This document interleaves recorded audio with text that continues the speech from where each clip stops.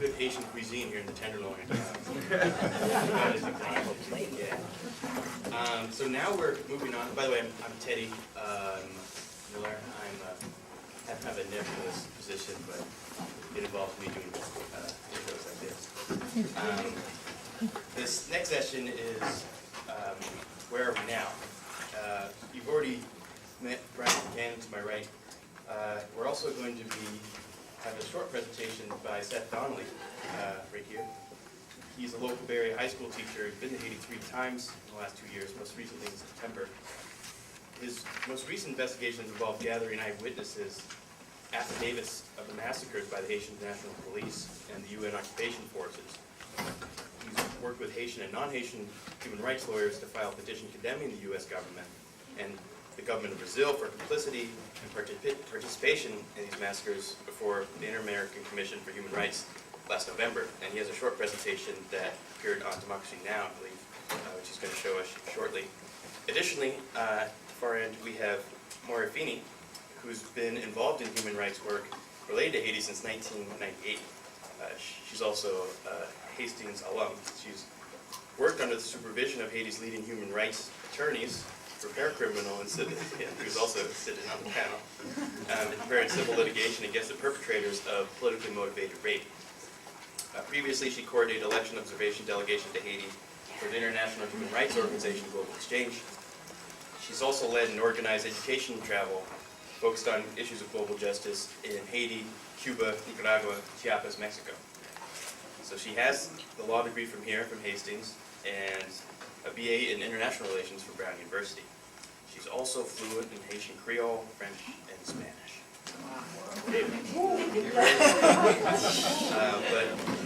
And of course, you know Mr. Lovinsky at the far end. So we're going to start with Seth's presentation, and why don't you take over?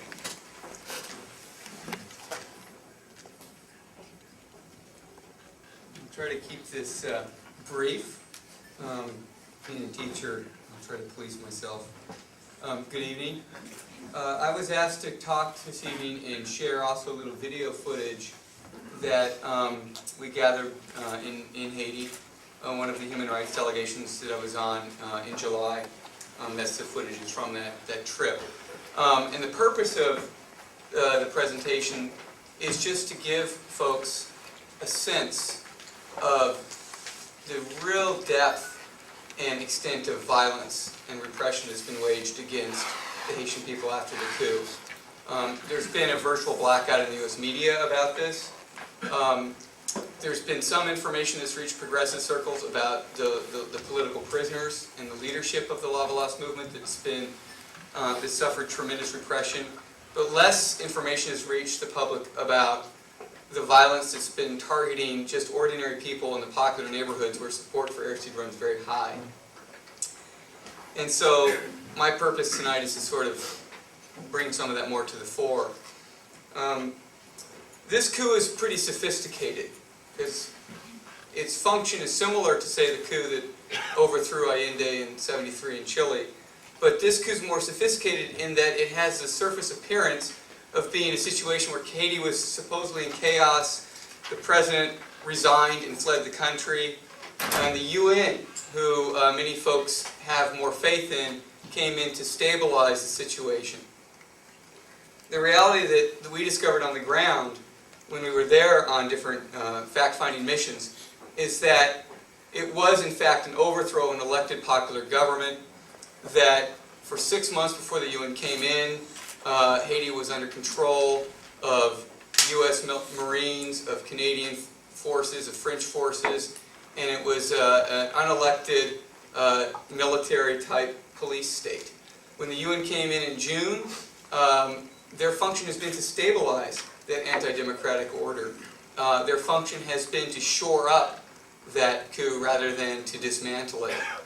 So I began to have a sense of that when, towards the tail end of the delegation I was on in July, a young Haitian journalist who lives in Cité Soleil, which is the largest popular neighborhood in Port-au-Prince. It's a huge, quote-unquote, ghetto or slum. And this young man came to our group, and he had, in fact, a camera that he worked with the Haiti Information Project, and he had video footage that showed civilian after civilian being shot or having been shot. It was very graphic footage. I've never seen anything quite like it. And he proceeded to explain to us that the killings had been done by UN troops that had invaded his community the night before. So with his assistance, at a time when the international media was not getting into Cité Soleil, when the UN wasn't going back to assess the damage of their mission, we got in with a small team and a video camera that I pilfered from my school and used to film. And that's what you're going to see, is some raw footage of what Cité Soleil looked like the day after, within 24 hours of what was billed by the UN forces in Haiti, by MINUSTA, as a peacekeeping operation. The purpose officially given, and we were able to interview the high command of the UN the following day. We spoke to Lieutenant General Augusto Heleno, and they explained, he and his colleague Colonel Morano explained to us that the purpose had been to weed out a quote-unquote gangbanger named Dread Wilmay, and to neutralize the gang problem in Cité Soleil. They said they were unaware of any civilian casualties, and that a handful of bandits had been killed. When we got, what you'll see is that that's clearly not the case. In fact, if the UN had bothered to simply go to the hospital that serves residents from Cité Soleil, it's a hospital set up, it's an NGO hospital set up to serve people that don't have any money whatsoever, called Doctors Without Borders, Medicine Without Borders. They could have. We went to the hospital staff, and they showed us that in fact they had an influx of civilian casualties from Cité Soleil the day of that operation, many of whom were women and children who had been shot in the stomach, and it was very clear from neuromedical records that there had been some sort of massive carnage. All the victims claimed to have been shot by the UN when they got to the hospital. So, point number one that I want to make is that the UN has been complicit, certainly in Port-au-Prince. Their function has been a little bit, it's different in different areas of the country, but overall, the function of the UN in the occupation has been to shore up an illegitimate, anti-democratic coup government, right? And in a sense, it makes sense, because this is how the US and France came together and had a healing session after their fallout over Iraq. So the Security Council said, well, we can continue to beat up on Haiti, like they've been doing, like Brian's pointed out earlier. There's a consistent pattern of the US and France pursuing a white supremacist racist policy towards the Haitians, and that's no different than now. Another thing I want to point out is, in terms of the architecture of repression, you had asked about the role of the criminal justice system. As Brian mentioned, the courts have been dismantled and broken. We also spent a lot of time in the prisons. With Leslie Mullen, who's here, in a previous delegation, we went into the prisons. The prison system itself has been completely just flooded with political prisoners. And in fact, U.S. Marines, we received reports, were literally running the main penitentiary in Port-au-Prince in the immediate aftermath of the coup, and conducting interrogations of political prisoners. But beyond the courts and the prisons, the Haitian National Police, which had been blocked under Aristide from even getting tear gas, have received an overwhelming influx of weaponry and of aid from the U.S. government after the coup. This is at a time when the former military that Aristide had disbanded have penetrated the upper command structure of the police, and at a time when the police have carried out massacre after massacre in the popular neighborhoods. So it's not just CUN. We gathered affidavits from people who are in other popular neighborhoods like Bel Air and Salino, where the police are literally coming into these neighborhoods on a regular basis and killing ordinary people, often people who are suspected of being lava lost. And the more horrifying accounts we heard was out-and-out massacres in which the police are distributing machetes to attaché elements, and then standing by as the people armed with the machetes proceeded to kill folks in the neighborhood, again targeting suspected lava lost members. Tom Luce, who's here, gathered information on that happening in a soccer stadium in the popular neighborhood of Grand Ravine in August. None of this, I think, got reported in any serious way in our media. So it was major repression, not minor, and it was fully backed by the Bush administration and by the quote-unquote international community, which is really just a euphemism for the first world powers dominating the Security Council. Having said that, I'm going to show just this little footage. It was edited by a San Francisco public access TV network, so it's about 5 minutes, and then we'll move on.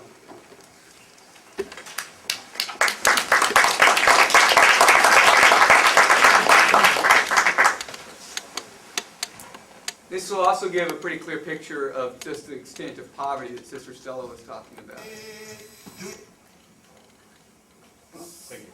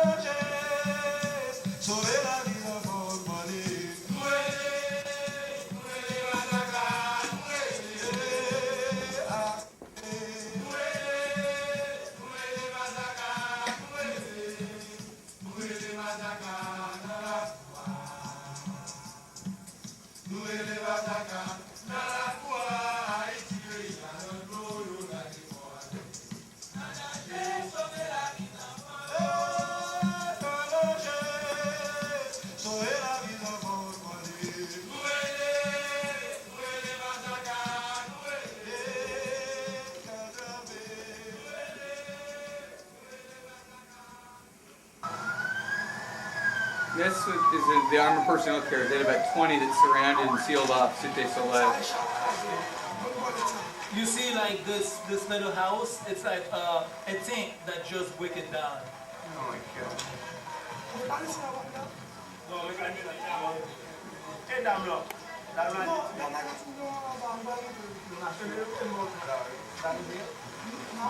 Like this is the footprint from the wheel of the tank that just break down this. Destroyed this.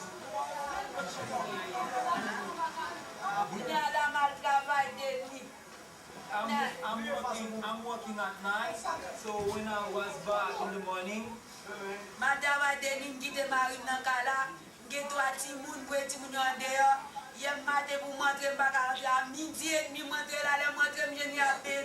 so at noon when I was back from my work, I found him just in his blood. He was the only one here, and my 2 children are in the countryside because I have them in the countryside. And he is a very old guy, so they just get inside and pull him out under the bed and kill him. So she just came in here, she saw him, and they pulled him out?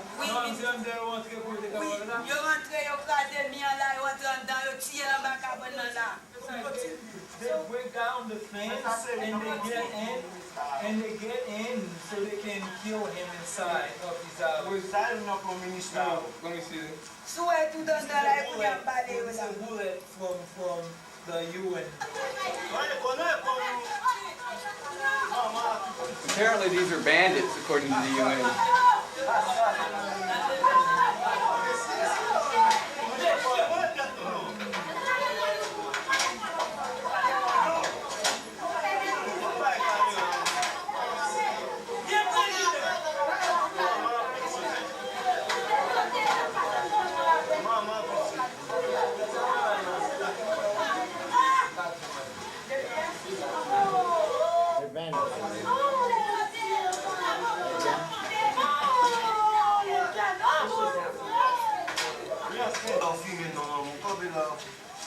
This was a mechanic, I believe, who was trying to go to work when the assault started.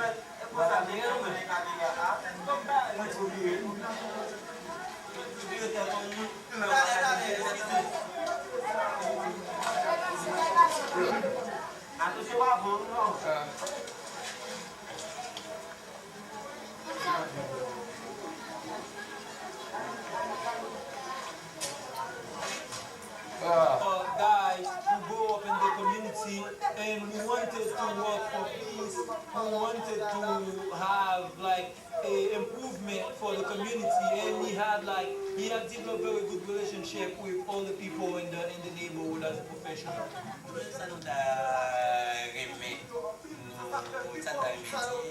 Comme nous, nous pas des personnes qui font nous, peut-être c'est nous qui capable de faire message là-bas. Nous allons nous faire le monde entier qu'on est dans une situation de ici. No, even Haiti, the local government is not doing anything for the people. So people like you who have access to the international media and to have access to the international ears it would be good that you can go and share the message and stories of the people to them so they can know about our misery and so on. To many folks, Shred Wilme in the community was viewed as a community leader and protector. So this is his funeral. And there was a mass demonstration, but then a rumor hit that the UN was coming back with tanks, and so people fled in terror.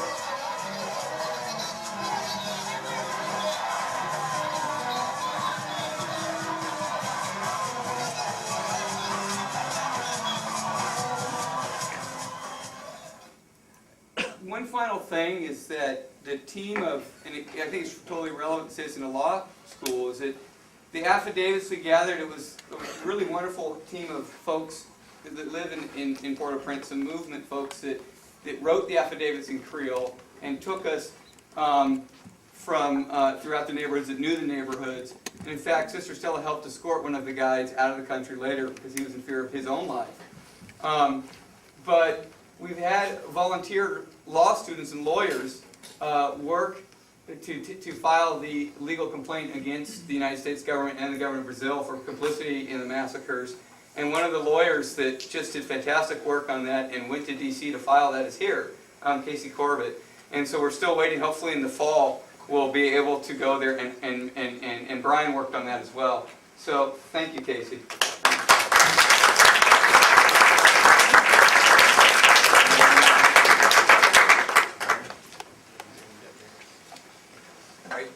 My other topic is system reform and redress of human rights abuses in Haiti. That's another really big topic, and I'll, so we don't all fall asleep, I'll do hit a couple of the main points. And I think the points I'd like to address fall under three areas. One are long-term challenges to redress of human rights violations that have been building up over the last 200-300 years. Number two, short-term challenges that have been developing over the last 2 years. And three, I'd like to say a little bit about the role of the international community. First, in terms of long-term challenges, the basic problem with the Haitian justice system is that it has co-evolved with dictatorships for 300 years. And it has evolved to serve the interests of those dictatorships, not the interest of democracy. And that manifests itself in a whole bunch of ways. Kind of one of the most obvious is the language. In Haiti, depending on how you define speaking French, anywhere from 20 to 50%, but certainly not everybody speaks French. And everybody speaks Creole, but court proceedings are almost exclusively done in French. And you get this bizarre situation where the defendants and the victims in a criminal proceeding, who should be the people who are most involved in the trial, they don't know anything about what's going on. They might as well be in China. They don't understand what everybody's talking about. The lawyers are arguing back in this nice, elegant French, and then they take a break every once in a while and speak in Creole and ask a couple questions of the witness or the defendant. Then they go back to speaking French. And it's a way of hiding. The complainants and the participants in the litigation don't know what's going on. A lot of the audience doesn't know what's going on, and that's the point. And the whole point was you create a theater that people can't complain about because they don't understand what's going on. Other ways that the dictatorship, that the justice system responds to dictatorship is just the way that judges are paid. Judges can't they can't scrape by in a very low-level existence without taking bribes based on the salaries they get. It's built into the system that they're bribed. Even the training of lawyers, and this is a good place to talk about that because that's one of the things that Hastings is doing, is supporting a law school in Jeremy, Haiti, which is the only real progressive law school in the country. We're trying to create a core of people whose mission is to represent human rights victims, poor people who are challenging the system against the powerful. But the legal training, everything about it, both the admission to law school, and after law school you have to write a thesis, and after that you have to do an apprenticeship. At every level there's an ideological filter that removes people who are likely to take the side of the poor.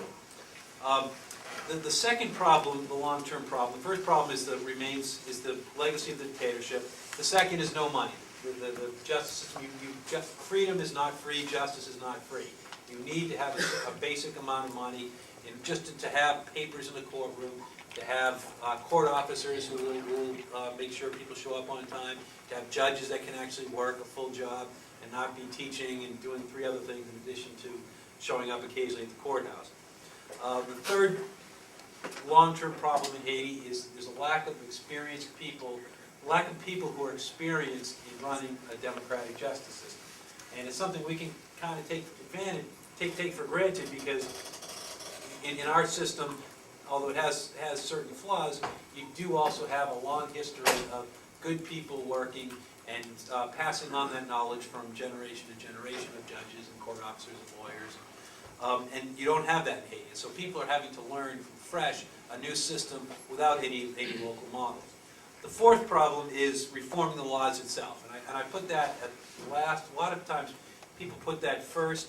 Haiti's criminal law is basically left over from the way Napoleon wrote it, and hasn't been reformed. It would not be familiar to a French lawyer. It would be familiar to a French historian of the law, because it hasn't been changed. The French law has evolved over the last 180 years.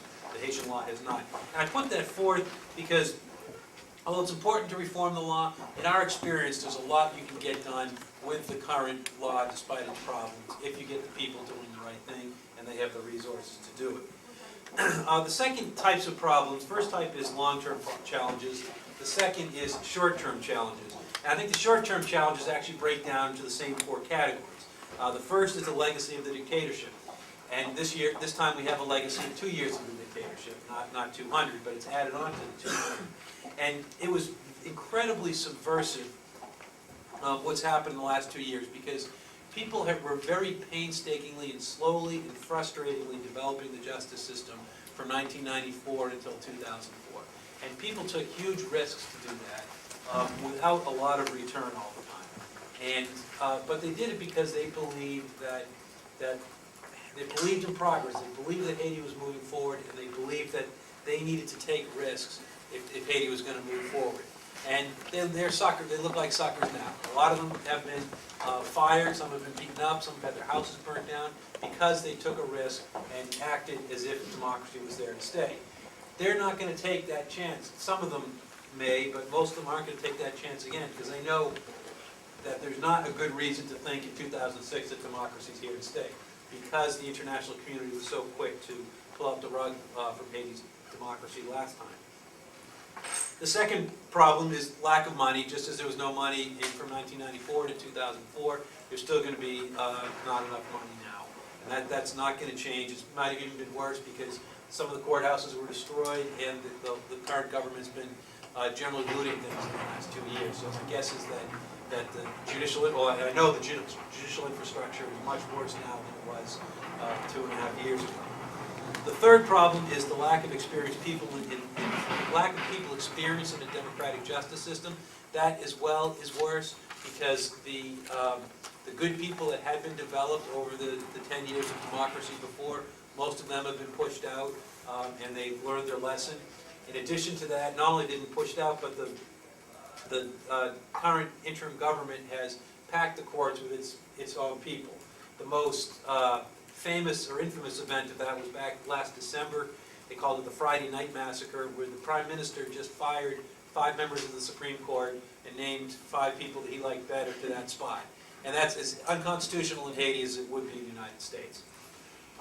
And the fourth problem is the whole law reform issue. That obviously is still remaining as strong now as it was then, except it's going to be much harder now. One of the things that was one of the struggles from 1994 until 2004 was that although you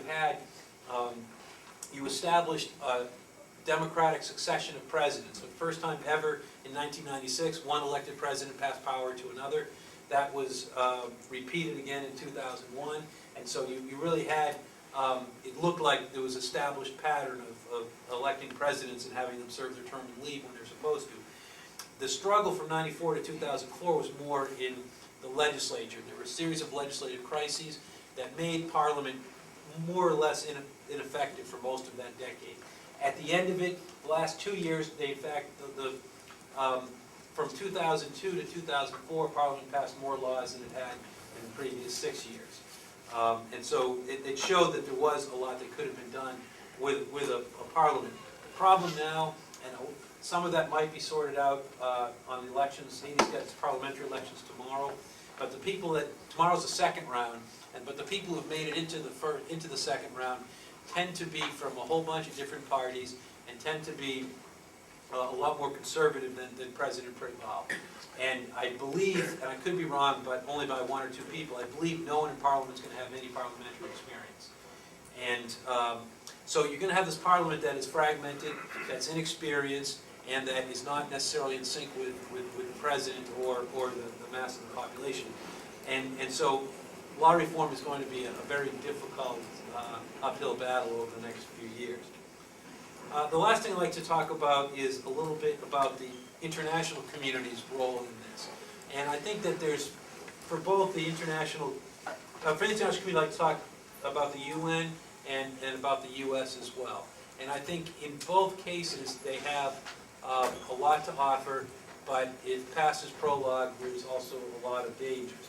The US was very active in doing, trying to get the police and the justice system on its feet from 1994 till about 1998 or 1999, then we pulled out.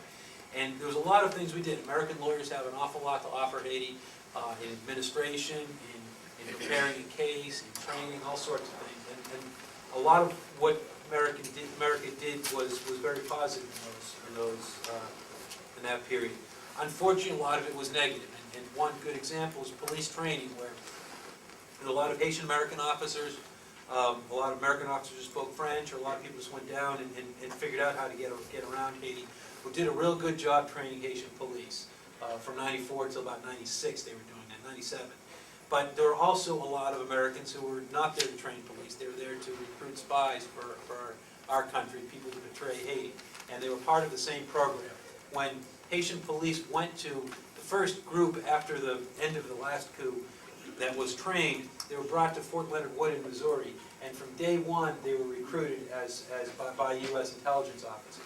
It got so bad that in a subsequent program which was doing training in Haiti, it was so bad that the head of the program, an American Department of Justice employee, she complained about it. She said, hey, look, this is completely corrosive of everything we're trying to do. We're trying to teach the police to respect the law, respect the Constitution, and at the same time teaching them that it's okay to work for us instead of the Haitian government. And for complaining about that, she was fired. And so that's obviously a big problem with the United States. It's the use of intelligence and the use of politicization for in both the police and the justice system. One example of politicization of the justice system is that there was a program run by, financed by USAID to create a judges association, which on its face is a very good idea, except that both the people who were chosen to lead this and the subjects they took were geared towards undercutting the democratic government. It's a very politicized group of judges that took the role in this association. The head of that is a guy named Judge Perez, who's become the government's go-to guy on political persecutions. He's the one who handles most of the cases of political dissidents who are being arrested and detained illegally. And he's absolutely abandoning the Constitution, doing what he's told to rather than following the rule of law. And he was sort of the U.S. poster child for justice reform. I'll talk briefly about kind of the UN, the good and the bad. In terms of the good, I saw the good part up close because I actually worked for the UN in Haiti when I first got there. And there was a lot, and then for years after that, I worked very closely with a lot of UN people. Again, the UN has all sorts of expertise on administration, on training, it has money, it can help build the prisons, it can help train the police, and having a UN mission, a peacekeeping mission there, as it was when I got there, if they're really doing their job, they can in fact help keep the peace. The downside is what you saw in Seth's movie, is that the UN has not been keeping the peace. They've been going in support of a dictatorship and going in and killing people, going in and making illegal arrests, going in and protecting the Haitian police when the Haitian police were doing killing and illegal arrests. And there's kind of two main legacies of that. One is, and both are credibility issues. First of all, with the Haitian people.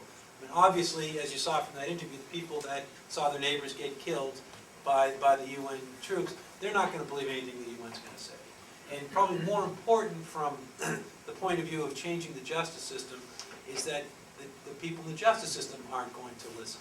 And one of the things that we were doing when during the last democratic interlude was trying to convince Haitian police that, hey, look, you need to go and get a warrant. And they'd say, no, we know this guy's guilty, we're going to make the arrest. And we'd say, no, this is why. And you kind of go through the systemic arguments about why you need to get a judge to go through it. And you may know this guy's guilty, but someone could use this again. We'd always say, you're in charge now, but you could be out of charge sometimes. Someone else could be in charge, and wouldn't you want them to have to go before a judge before they could arrest you? And we'd say that a million times, and eventually the police would start internalizing it, the judges would start internalizing it, and they started using warrants, and it became where, when it first got there, it was the exception whenever a warrant was used. By the time 2004 came around, it was the rule, and almost all the arrests I saw were done with warrants, and police were really understood that you need to do this in order to develop a democratic system. That was turned on its head in 2004 because all of a sudden the UN comes, they're making warrantless arrests, and arrests and I've got people who I had hammered on for years that they can't make a warrantless arrest. They spent months and months in jail because they're arrested without a warrant, without cause, without access to a judge. People that I'd said, you've got to make sure a judge gets to see every person on your case. And I had this one officer, he would harass judges to make sure, which wasn't his job, but he had so internalized the idea of you need judges to approve arrests, that he would go to judges' houses at night and say, you got to be there at 10 in the morning tomorrow because you got to make sure this arrest that I did was good. He spent 10 months in jail. No charges against him, no warrant, nothing. Just arrested and put him in jail. Are those people going to listen when the UN says, oh yeah, now we think you need to make warrantless arrests when we haven't stopped the police from doing it for 2 years, we didn't protect you. We've been making arrests whenever we thought, based on an informant's tip or based on whatever we felt we needed. They're going to have very little credibility. It's going to be an extremely difficult road to hoe for them to convince the Haitian police and justice system to obey norms that they're not willing to obey themselves. Okay, now the easy part, what's happening in the U.S.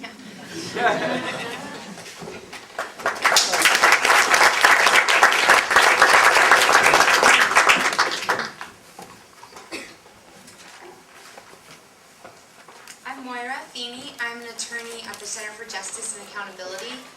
Thanks everyone for coming. Thanks Hastings to Haiti, current students. You guys are so great to organize this, to create this forum, to talk about Haiti. And thanks so much to the community members who've come today from as far away as Marin County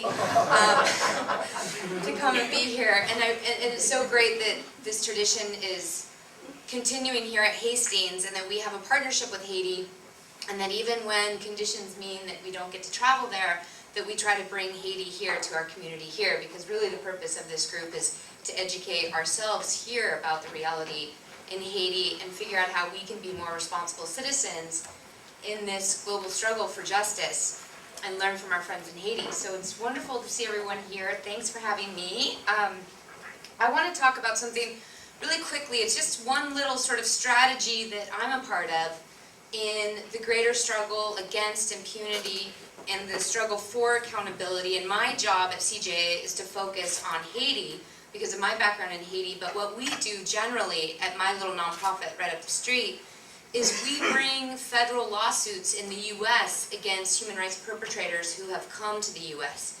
And we represent torture survivors and families who have lost members of their families in extrajudicial killing, in the type of human rights abuses that we've been talking about today that have been going on in Haiti the last couple of years.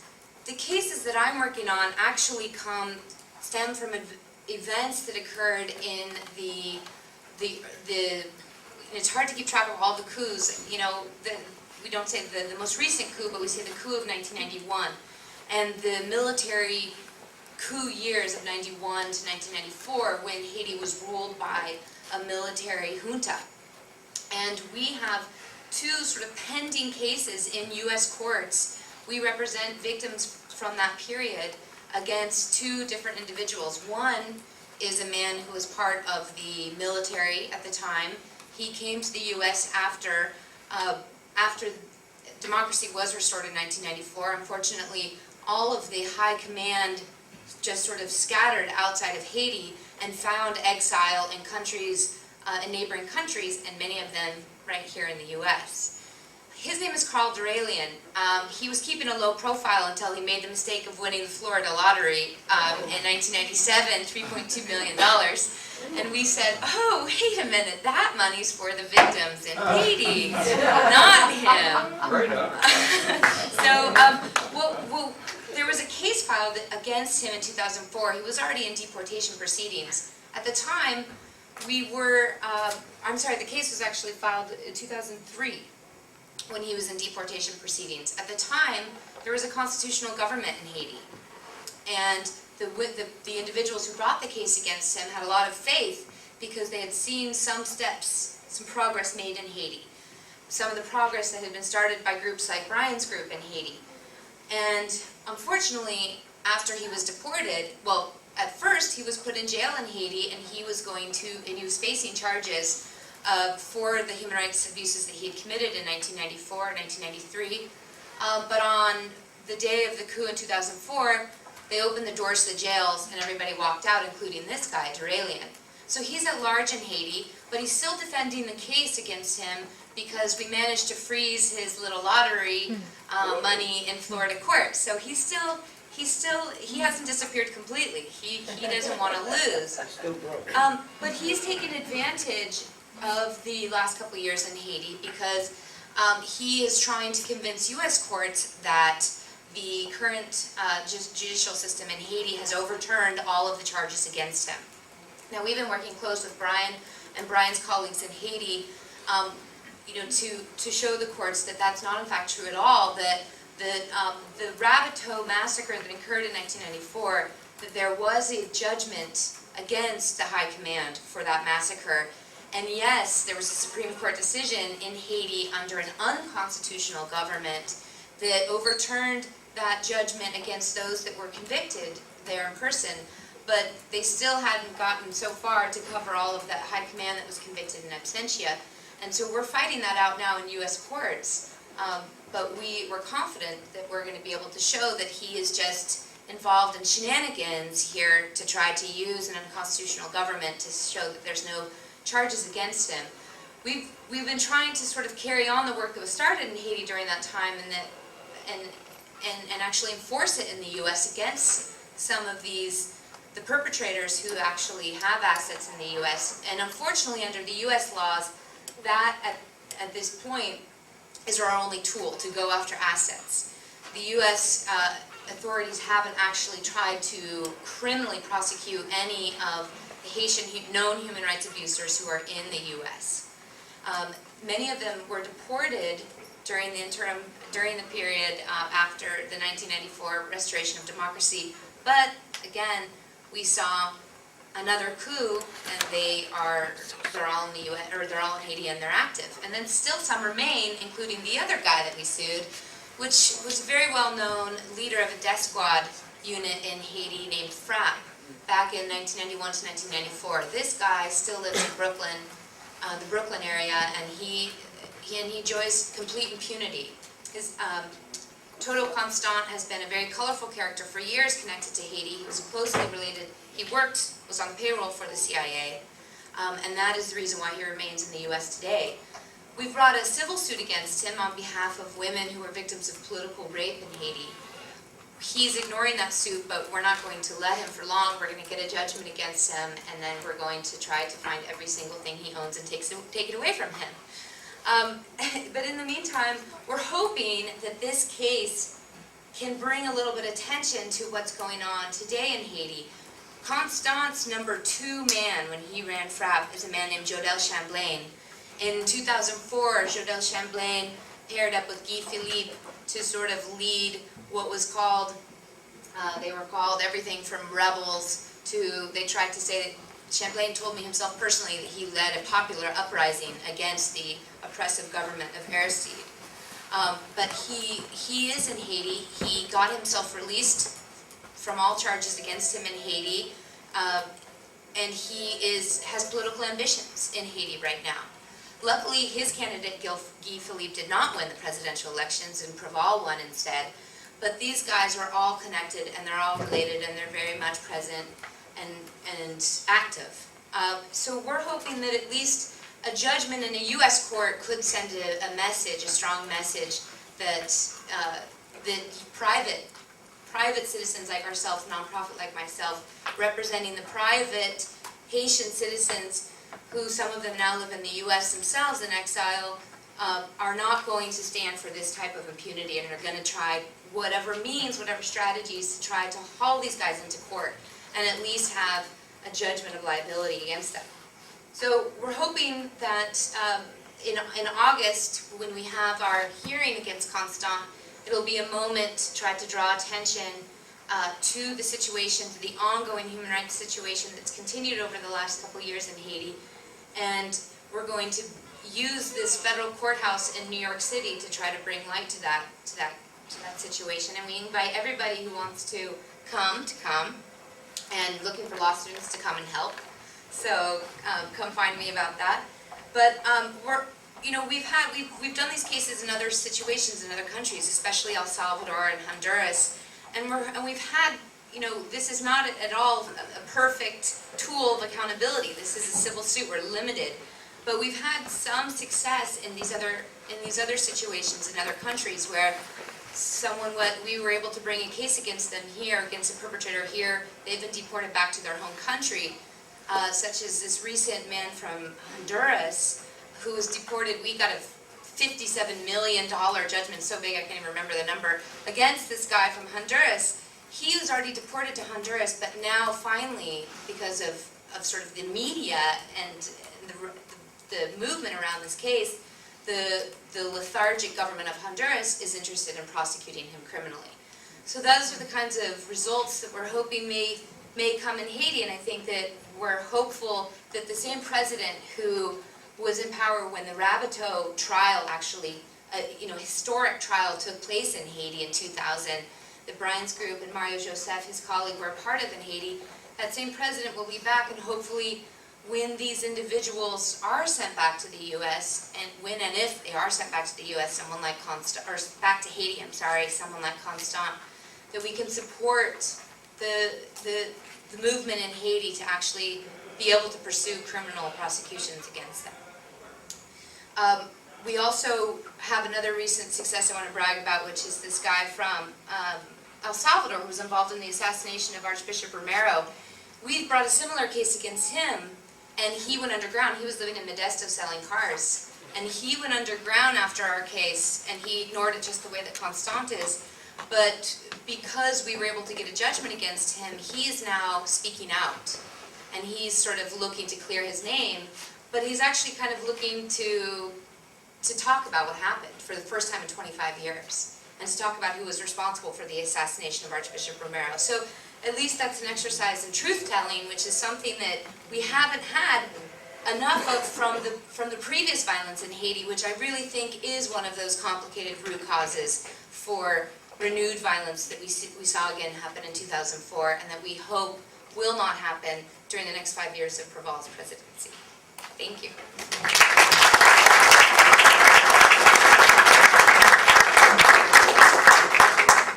That was a pretty wide-ranging panel for 40 minutes worth, and we're going to open it up for questions, about 5 or 10 minutes about anything you wish to ask about. So, yeah. I wonder if you could discuss the situation of the political prisoners and what you think their prospects for their release. Sure. No one knows exactly how many political prisoners there are in Haiti. I think it's fair to say that there's hundreds. We've documented about 70. In terms of the prospects for the release, I think it's very good for some of them. 3 were released on Saturday, which is a very good start. In fact, we put out a weekly action alert. If anybody's looking for something about what you can do to fight some of the bad news we've been hearing tonight, sign up for our list. Every Tuesday you'll get something in your mailbox that will be concrete, educational, and a way of advancing justice in Haiti. The alert we sent out this Tuesday was kind of a celebration, because 3 political prisoners did get out, and there were people that we had been pushing for. We had done a campaign of letters to the judge, we'd done a campaign of letters to the prosecutor, and both actually did respond. I think a large part of it is because they were seeing democracy come. And so, you know, those three are out. That same judge dropped charges against a couple other people who didn't get out because they're being held on other unsubstantiated charges, and hopefully we'll get those other charges dropped and they'll be able to get out. I think it's going to be, and the ones who don't get out, of the prominent political prisoners that don't get out before May 14th, which is when the presidential inauguration is, I'm pretty confident they're going to get out fairly quickly. The problem is going to be the poor people who aren't well known, who are in jail. And what's happened is, for the last 2 years, the police have been going around and just arresting people because they're young, they're black, and they live in the wrong neighborhood, and they're probably wearing the wrong clothes. And the problem with that, I mean, that's some political, it's to some extent the police are probably saying, oh no, some police are probably right, oh, we think this guy was involved in criminal activity. Some of it's political, but nobody knows because their case file doesn't have anything. And the government, I wouldn't expect that the government's going to let everybody out against whom there's no justification to hold them. I mean, in principle, they should.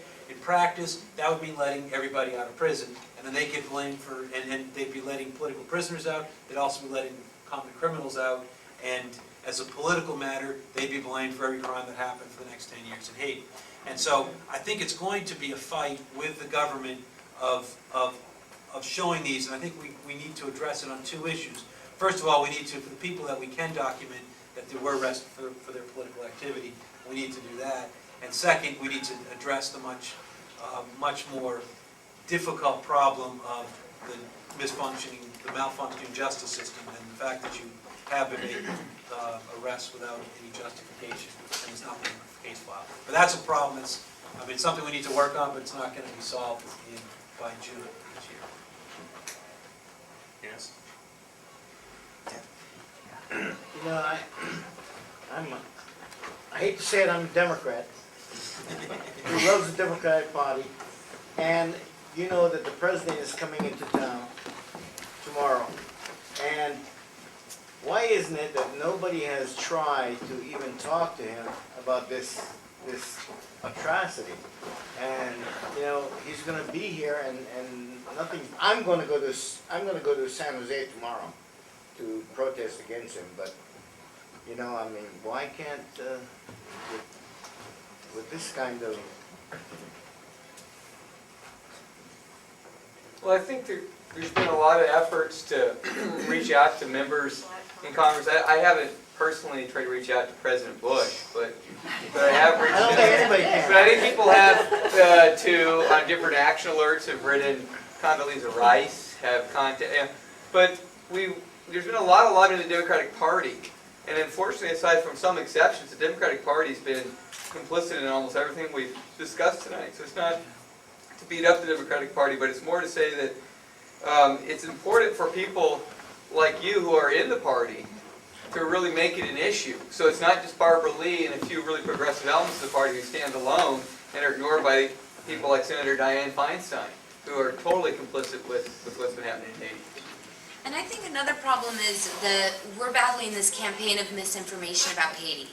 So we are, spending time trying to convince members of our own political party about what's going on in Haiti because we're battling the misinformation that they're getting in their mainstream sources of news. And so, the fact that we are spending so much time with our, supposedly people on our own side, our own representatives who, I can't tell you how many sort of failed visits to Pelosi's office there's been right here in this area, that, we can't even get to the Republicans, which is really the unfortunate situation.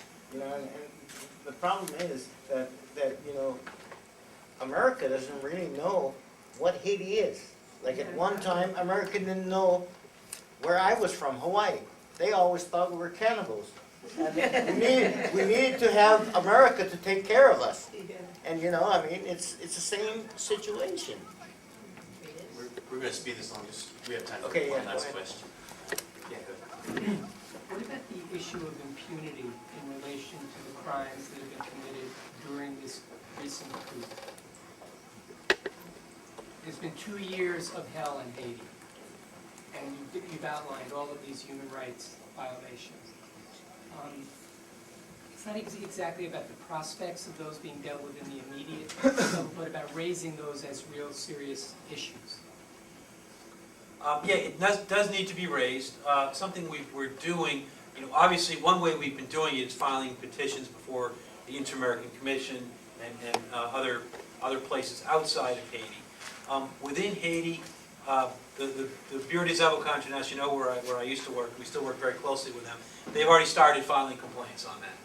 It's an uphill battle because they're filing complaints with judges that are persecuting, that are still keeping other people in jail, and the judges really should be the subject of a lot of these complaints. And so it's going to be an uphill battle. But I think you need to.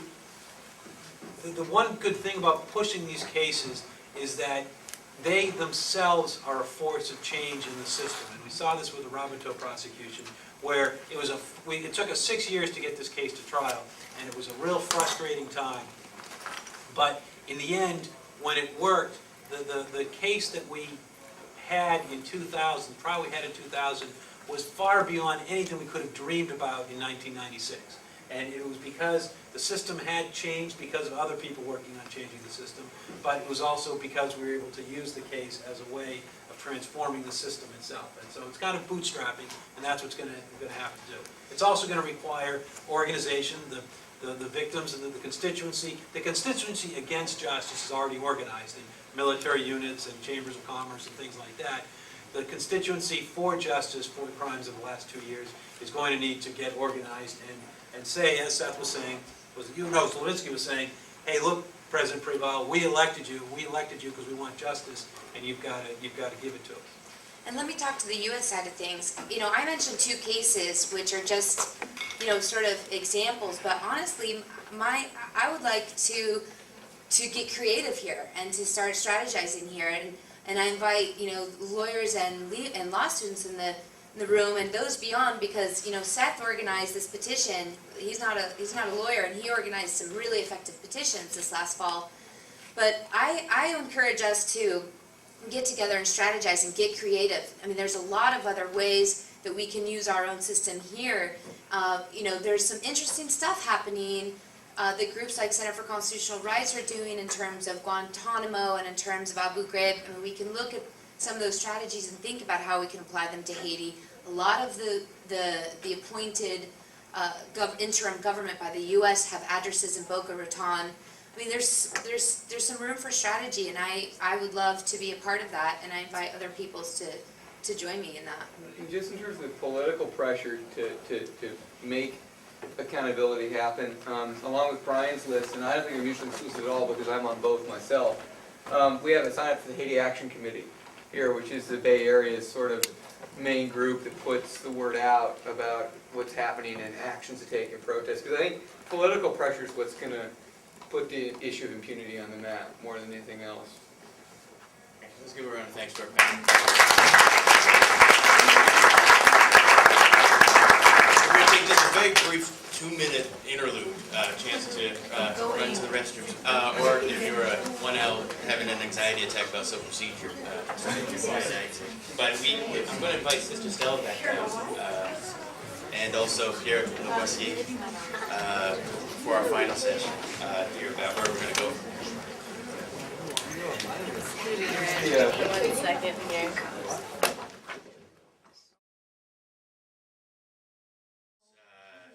A proactive approach to what we can do with the information we got from the first accounts, where can we constructively go from here to make a real tangible difference in Haiti. And the first person to speak about it would be Mr. Pierre Labossiere, and probably needs no introduction for most of us here, but the head of the Haiti Action Network, and I'm going to be.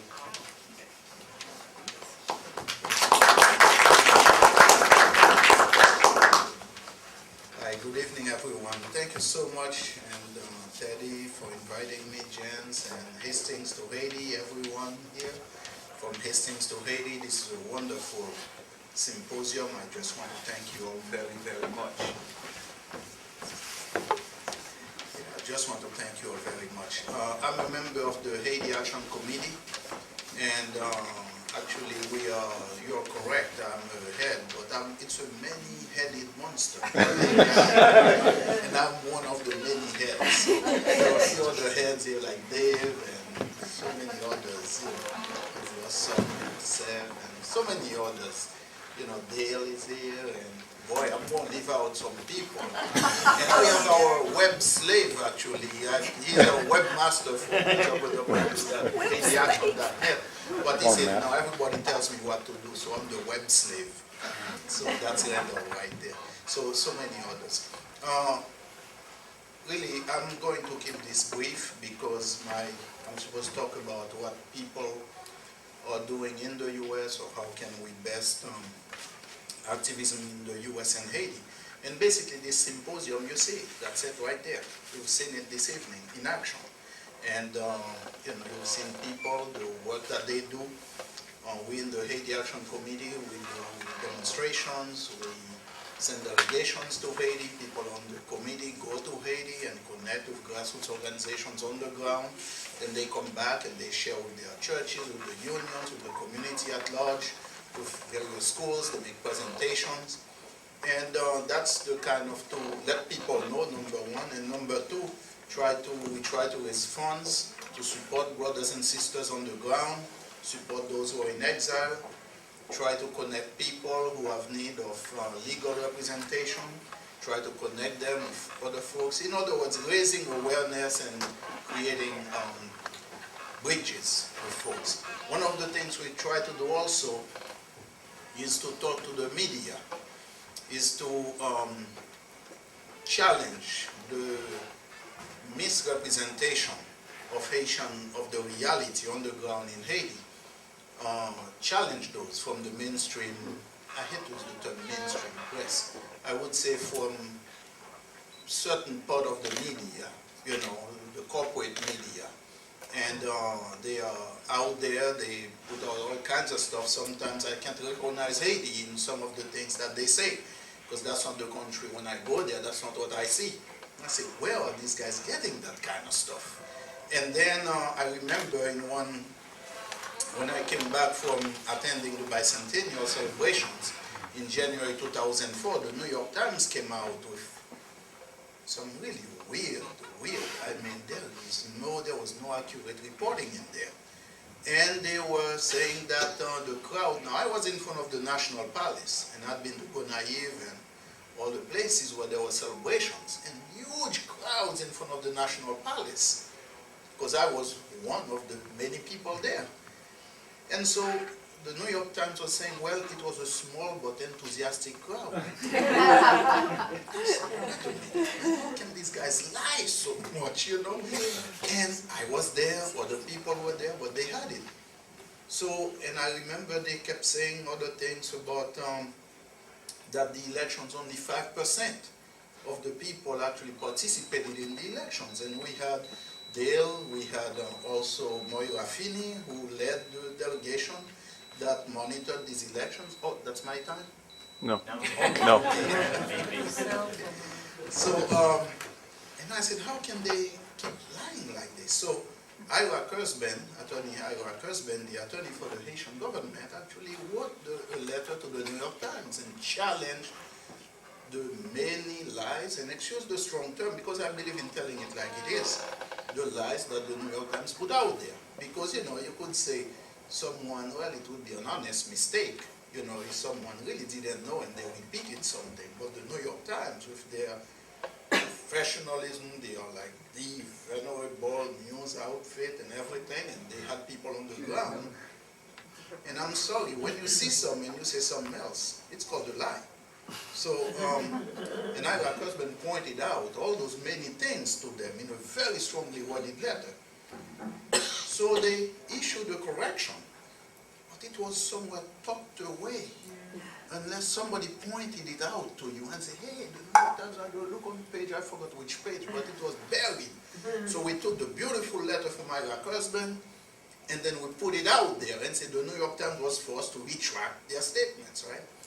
And so, and then a few months, maybe 2 months later, still same old lies kept reappearing again. So you wonder, it's by design. And so that's what they are doing. So what we try to do ourselves is encourage people to challenge the New York Times, challenge the Los Angeles Times, challenge the Chronicle, because they've been awful also on Haiti. Challenge the others. But also we want to point people to alternative sources. Like ZNet has been doing tremendous work, and so many others. We have here the Bayview, the San Francisco Bayview has been doing tremendous reporting on Haiti. And they put out at least 2 articles a week on Haiti.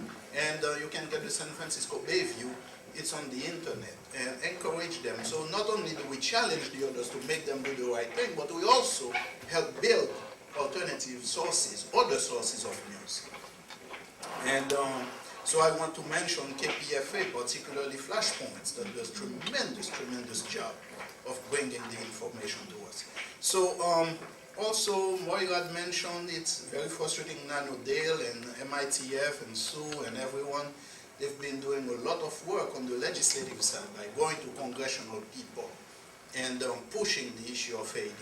And really, I have to, in the Bay Area, I cannot say bravo for Nancy Pelosi, because when democracy is attacked, legislators, elected officials like yourself, like Nancy Pelosi, have been attacked and put in jail unjustly, have been removed from office by a coup. And for someone in her position to stand there and not say anything at all, it's shameful, it's disgraceful. I have to applaud Barbara Lee, Congresswoman Barbara Lee. I have to applaud Congresswoman. They've been tremendous, and there are others as well. You know, we know Maxine Waters and others throughout the country. So, but locally here, these are some of the main people we can encourage. So activism is to bring the issue in front of them also. So we have to challenge our newspapers, and thank you to everyone who's been writing letters to the media and really challenging the lies and their assertions. I want to thank Tom Luce for the great work you've been doing, getting the word out also on the political prisoners, on the children who are prisoners in Haiti. This is fantastic work. So there is a lot of stuff, and you've heard from everybody here on the panel. So this is what I want to mention in terms of what we can do. Now, one more thing, and I know people will have other ideas, and I just don't want to go on and on. It's very key what Lovinsky mentioned earlier. In January 2004, Brian and I, we were in Haiti, and we were part with Lovinsky of a grassroots meeting that took place in Haiti. And it was a good gathering of all the folks there, both in Haiti, people from Canada, from the US who were in Haiti. And we sat down with grassroots folks in Haiti to see how do we work together to let people know the reality of what's going on, and to engage more people abroad, people outside of Haiti, into what's going on the ground, to support the grassroots movement, to support their initiative. People are doing a lot of work. For example, Hastings to Haiti, supporting the law school of Jeremy. You know, thanks so much to Karen and Richard, you know, for your great work on this. And,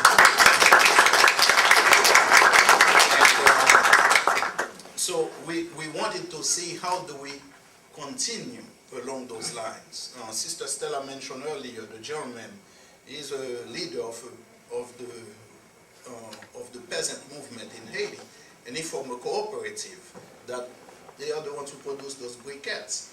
And at the time of the coup, they were looking at expanding this grassroots industry, producing briquettes, right? So that's what the meeting was all about. How do we support their initiatives, both economic level and also politically, and letting people know the realities of Haiti. So this is another thing, by sending delegations, that we can find out about it. And many of us have contact. Some of us are great writers. We know people who are interested in the environment. Now the brother Bolivar Ramilus, his co-op wants to expand on some of this. And we can, really those of us who are great writers or who know of organizations that would love to get involved in Because not everybody will get excited about the law, and I'm speaking at Hastings, so everyone is like, but you have some others who are more into the environment, protecting trees. Yeah, welcome them. If you don't know, say, hey, call the Haiti Action Committee. Yes, we'll plug you in. Call Brian. Yes, he'll plug you in. We'll plug you with some group in Haiti that's doing things and that's really solid and doing things for the environment, like Bolivar's group, so we can get them involved. In any case, I don't want to go on too long, so there is a wide range of issues that we can plug in. What Lovinsky had mentioned earlier, to come to Haiti for August. Not everybody will be able to go, but at least you can delegate someone to go. And some of the people who will come back with reports so that we can engage. And I want to tell you, we need to look at Haiti as a place where we can do something about it. See, it's not difficult. From California, it's far away. But from Miami, not too far. From California, it's not really that far. That's the Hastings folk who go there. But you see, if we have a plan that in 20 years we can help work closely with Brian, work closely with Tom, work closely with other people, right, in terms of the legal thing, do something about changing the legal aspect, right? Working with the people of Haiti, working with Bolivar, for example, to make a difference in terms of the environment, in terms of producing alternative to charcoal so that our brothers and sisters don't have to cut down trees and produce charcoal. Work closely with all these groups. You see, we can, in 20 years, look at this and say, we can make a big dent in this. Some of us who are writers can focus on our local media and say, no, you shall do better reporting. So there is room for everybody, for every talent to come. And at least, even earlier than that, when I say 20 years, it's like long range, but even shorter, in a shorter period of time we can see it. And we take Brian as an example. In those years that he stayed in Haiti, he was able to see for the first time, working with people on the ground, working with the victims, that they managed to pull together a historical trial. For the first time, people, the military high command was brought into the courts and sentenced for killing people. Never before had we seen that in Haiti. So this is possible. This is possible. When the grassroots movement started, the Lavallas movement under President Aristide, one of the things is I never believed that I would see him number one as president, or that I would see free and fair elections in Haiti, or that Creole would be an official language. I never believed it. Then it happened. People took to the streets and made it happen in a very short time. Where there is a will, there is a way. So I'll stop right here. I want to invite you to take some of our brochures. We have hidden from the headlines. It's the U.S. war against Haiti. It was issued we put it out in 2003, where we tried to chronicle the various tactics and attacks and assaults on Haitian democracy before the coup d'etat. We saw that as it was unfolding, we were putting out the various things as they were happening. And we have another brochure we will not forget. This talks about the achievements of Lavallas. All you hear in the corporate media is that Aristide is this, that, and the other, they never did anything. Well, this presents you with facts of what was accomplished. Very short reading, doesn't bore you, presents the highlights, and you can get the information. Well, once again, thank you all so much.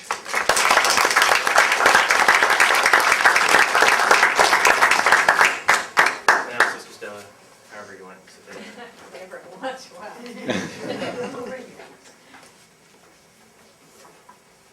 Well, I feel very humbled to be up here in front of Hasty Law School professors and students, and Brian and people of such knowledge, and David, and we could go on, and Dale, and we could just go on and on. Oh, yes. And so, what would I say? I'm here to learn, and my great concern right now, I just want to tell you a little project. Talking about everybody trying to do something. I'm a member of the Dominican Justice Promoters, And we're going to be meeting in July in Michigan, across the United States. And we are going to be designing the issues that we are going to work on for the next 3 years. And I am trying to get together to put Haiti as an issue. But we have to have people who are Dominicans who have been to Haiti or live in Haiti, and so working on that. But it's just to see what could be accomplished by that kind of solidarity.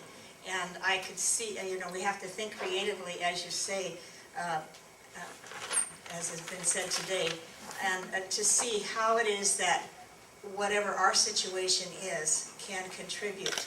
But I know that our sisters did write, for example, to Father Jean-Juste when he was in prison, and the little third graders wrote, and he put up their cards in his cell, and we saw him 2 times when we were there. And I just want to say that, that the Haitian people are so magnificent. I wonder if I could just tell a story. It doesn't have anything to do with this except about the Haitian people. And when we stayed at St. Joseph's home there, to see the beautiful work done by Joseph in educating street children and in teaching them love and charity.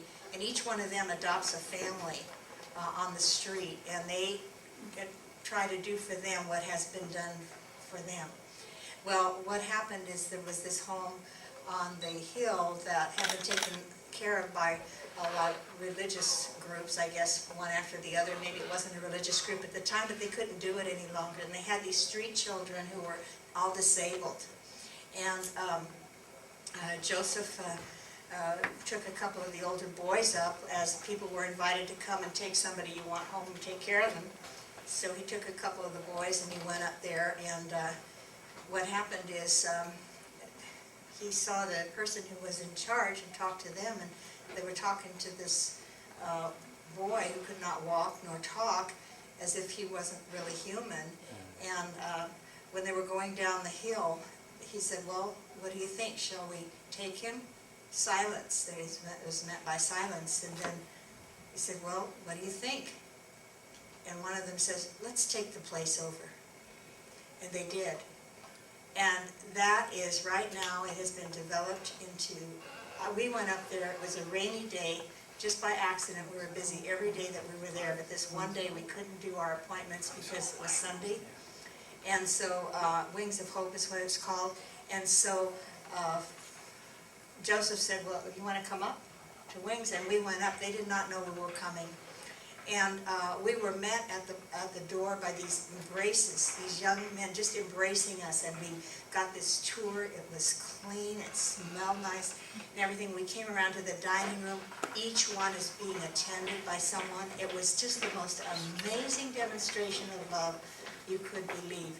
And when they leave St. Joseph's home, they have to, when they're 21, they make sure that they have a job. And so some of them go on as employees, but they have a high ratio. They have to, with the kind of person that they have.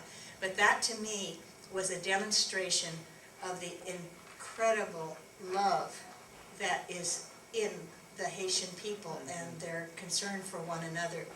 So I just wanted to say that, and say that the people themselves are so able to do for themselves. It's, one of the things that hurt the most is to know that everything that's being done is being, all the money is coming from someplace outside the country.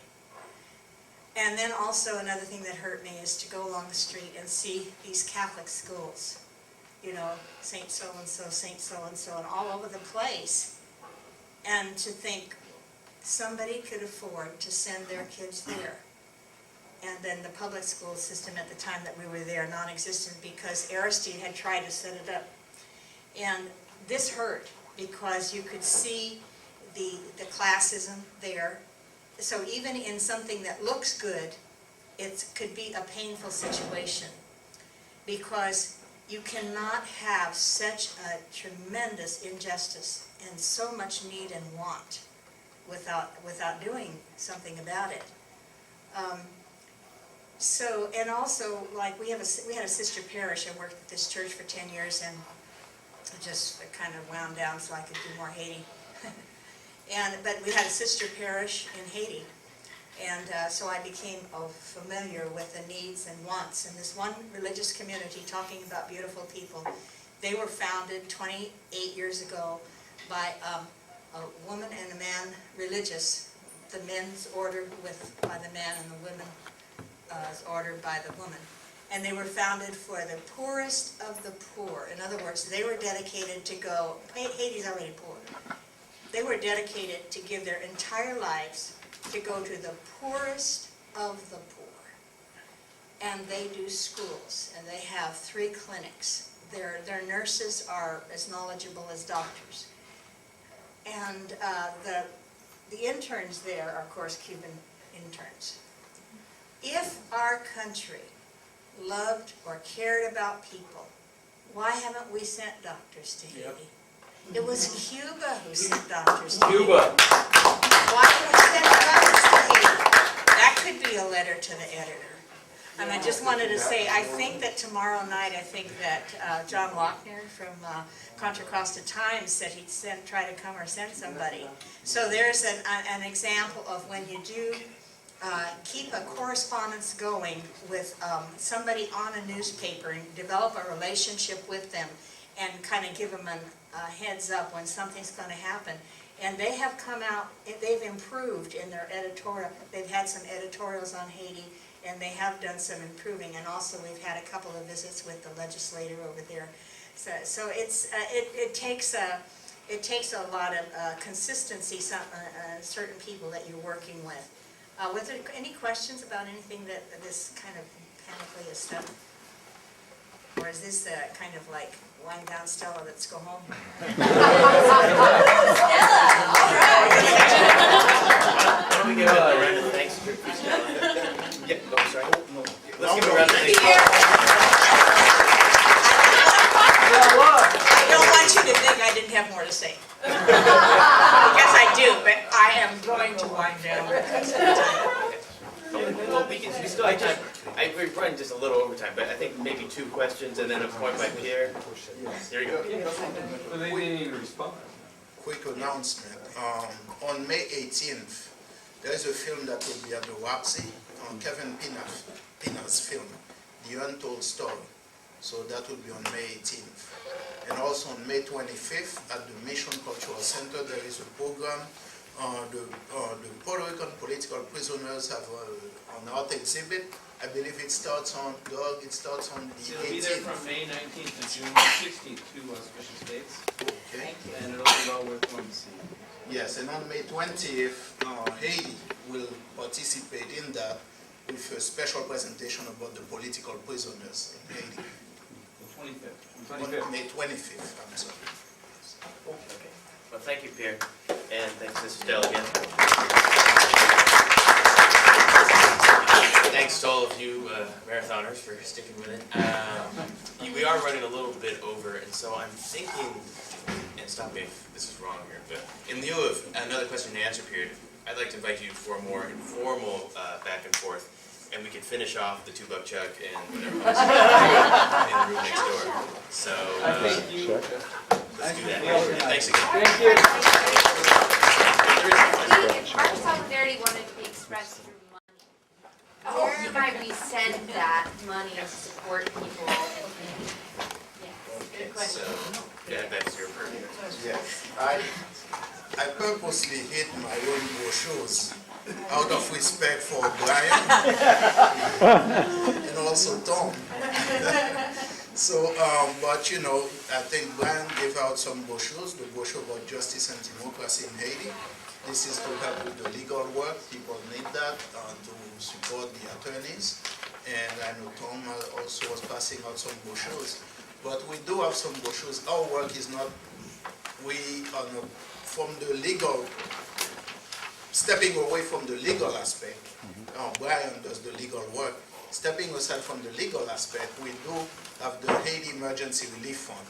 And this is more of a general fund that goes into supporting grassroots initiatives, the cooperatives, individuals during the coup. And we we are going to be working closely with grassroots organizations. So, because we are in a law school here, I wanted to defer to my great hero, Brian Concannon, and say you can contact Brian, and you have the IJTH number there, and also Thomas brochures of his other program as well. So, those are my recommendations. If you give to the Haiti Emergency Relief Fund, you can find out on HaitiAction.net how to do that.